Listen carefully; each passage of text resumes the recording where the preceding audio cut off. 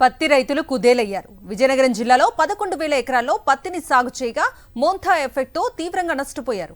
విపత్తును దాటుకుని అరకొరగా పండించిన పంటను అమ్ముకుందాము అంటే ప్రభుత్వం మోకాలడ్డేస్తోంది.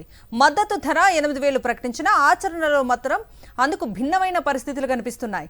కొనుగోలు కేంద్రాలు లేక క్వింటా పత్తిని 4,000 నుంచి 5,500కే దళారులకు అమ్ముకోవాల్సిన పరిస్థితి కనిపిస్తోంది.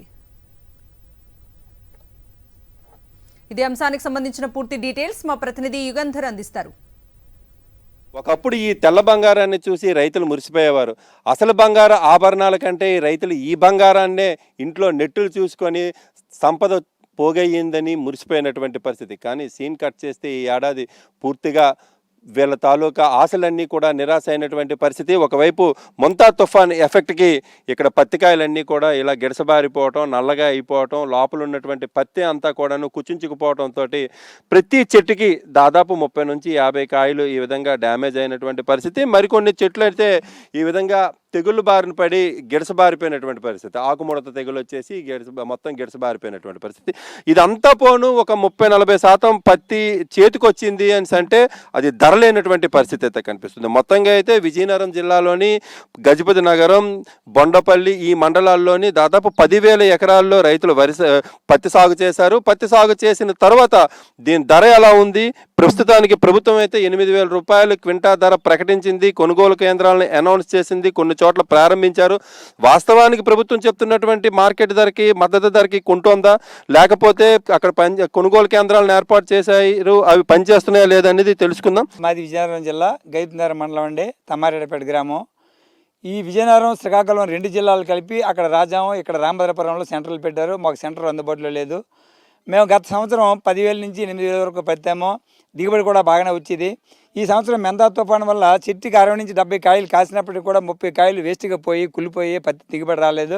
ఆ వచ్చినటువంటి పత్తిని కూడా కొనడానికి ఎవరు ముందుకు రాలేదు.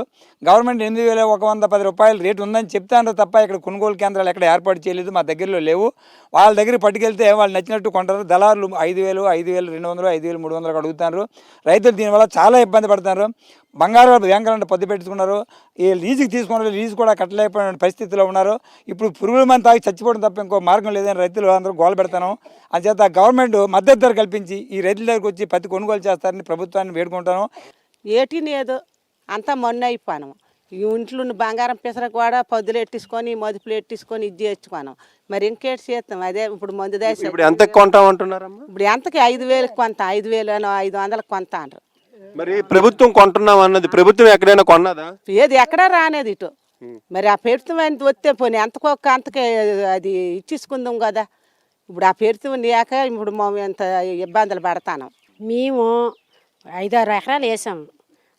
ముంత తుఫాను వచ్చి పాము కొట్టేసింది. మరి ఎక్కడో కాయ పేలింది అంతే ఇంట్లో వేసామంటే వీళ్ళు ధర తక్కువ కొడుగుతాండ్రు.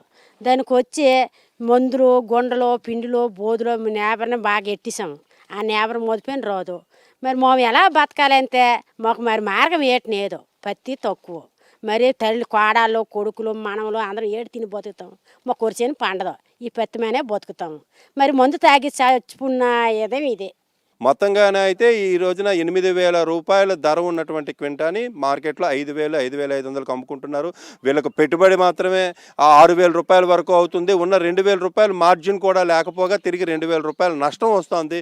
ఈ నేపథ్యంలో కౌలు రైతులైతే మరింత అప్పుల్లో కూరుకుపోయినటువంటి పరిస్థితి అయితే ఉందని చెప్పి ఆందోళన చెందుతున్నటువంటి పరిస్థితి. మొత్తంగా ఈ ఏడాది రైతాంగాన్ని కలిసి రాలేదు అనేటువంటిదే ఈ రైతులు చెప్తున్నటువంటి మాట. వీడియో జస్ట్ ఈశ్వర్తో యుగంధర్, సాక్షి టీవీ, విజయనగరం నుంచి.